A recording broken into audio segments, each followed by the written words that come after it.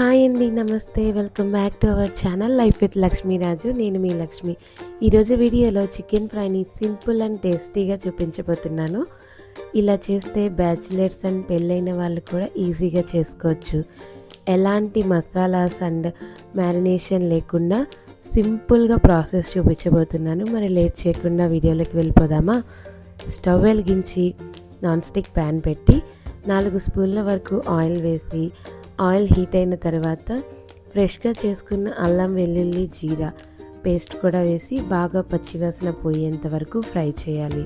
తరువాత కరివేపాకును కూడా వేసి 1 మినిట్ వరకు ఫ్రై చేసిన తర్వాత పసుపు ఉప్పు వేసి బాగా క్లీన్ చేసిన చికెన్ని కూడా వేసి కలుపుకుంటూ 5 మినిట్స్ వరకు ఫ్రై అవ్వనివ్వాలి. నేను ఇక్కడ 3/4 కిలో చికెన్ని తీసుకున్నాను, అంటే హాఫ్ కేజీకి ఎక్కువ, కేజీకి తక్కువ.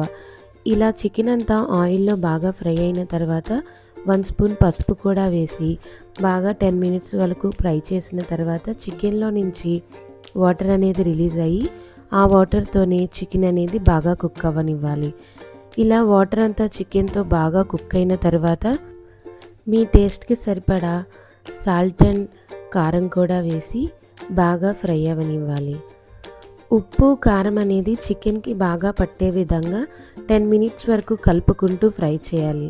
తర్వాత 1 స్పూన్ పెరుగు కూడా వేసి చికెన్లో బాగా కలిసేంత వరకు కలిపి 5 మినిట్స్ ఫ్రై చేశాక ధనియాలు, ఎండు కొబ్బరి, చిన్నుల్లిపాయలు, జీలా ఈ పొడి చేసుకొని పౌడర్ వేసి 5 మినిట్స్ వరకు కుక్ చేసిన తర్వాత పుదీనా అండ్ కొత్తిమీర కూడా వేసి చికెన్ని 5 మినిట్స్ కుక్ చేస్తే అంతే అండి, ఎంతో చికెన్ ఫ్రై రెడీ. కొత్తగా పెళ్ళైన వాళ్ళు ఇలా కనుక ట్రై చేసి మీ హస్బెండ్కి పెడితే బాగా ఇంప్రెస్ అవుతారు.